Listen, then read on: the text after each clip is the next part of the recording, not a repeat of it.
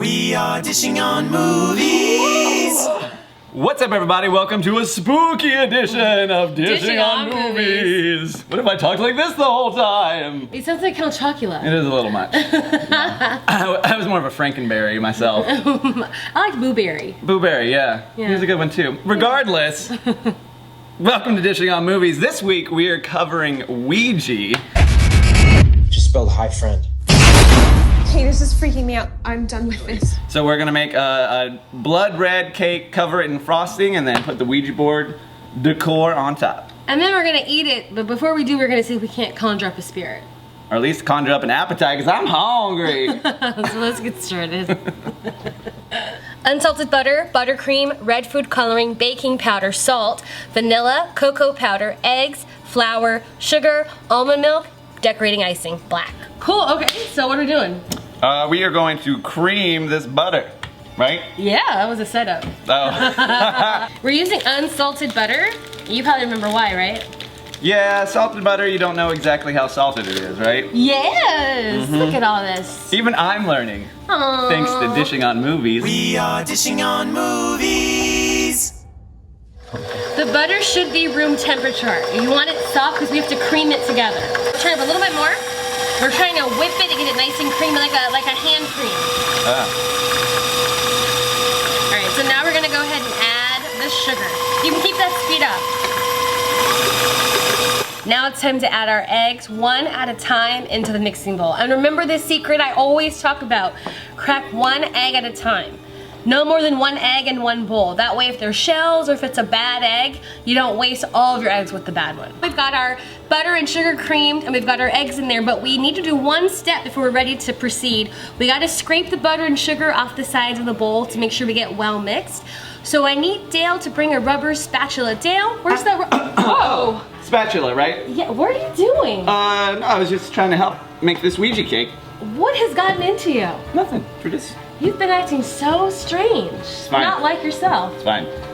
All right, well, we have a rubber spatula. As you guys know, my favorite kitchen tool. Helps scrape the bowl and make sure everything gets really well incorporated. I don't think this is a good idea. Add some vanilla into the mix. Always makes things better.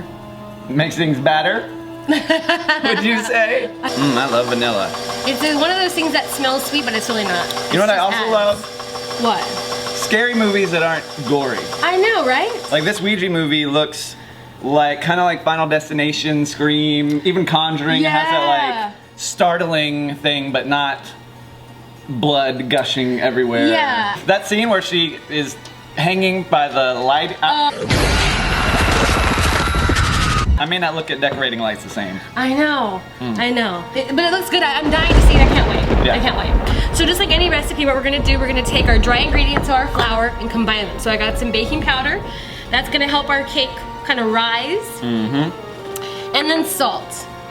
And remember, we always add salt to sweets. It helps to amplify the sweet. So we're basically gonna take our flour and add about 1/3 of it. Then we'll add about half of our liquid and we'll keep alternating until we end with the flour. Does that make sense? Yeah. We have to play the game again. One last time.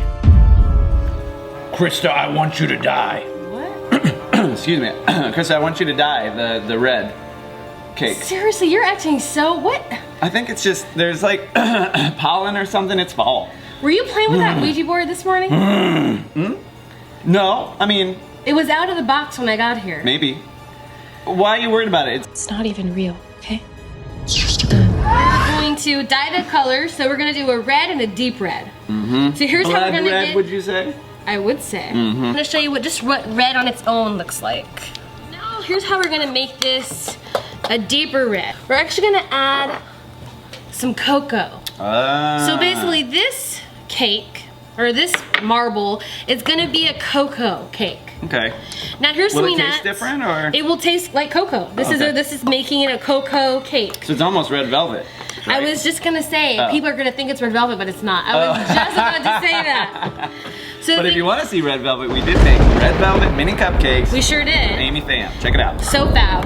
Those were really good. So anyway, just a little at a time. Little at a time, because we don't want it to go so dark. We can make something darker, but we can't make it lighter. So we're gonna take, like we always do, our baking spray with flour, and that's gonna make sure our cake doesn't stick. You'll take one color, Trying to get it spread out for the base. And then we'll add the second color on top. And now to marble.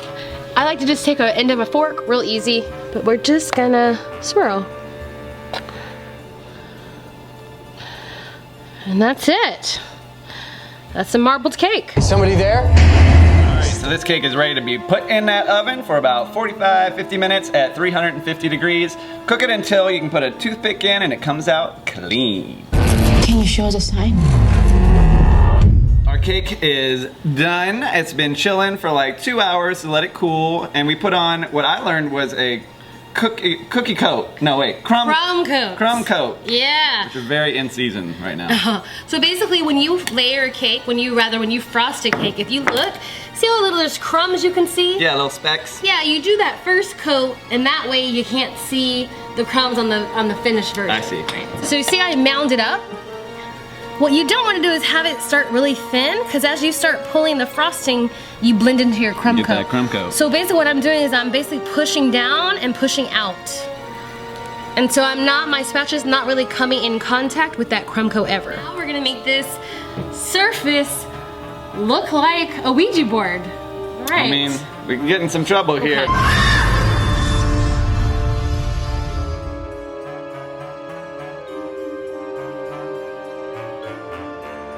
And the same way we did that, we're gonna go ahead and finish the rest of the cake. That looks good.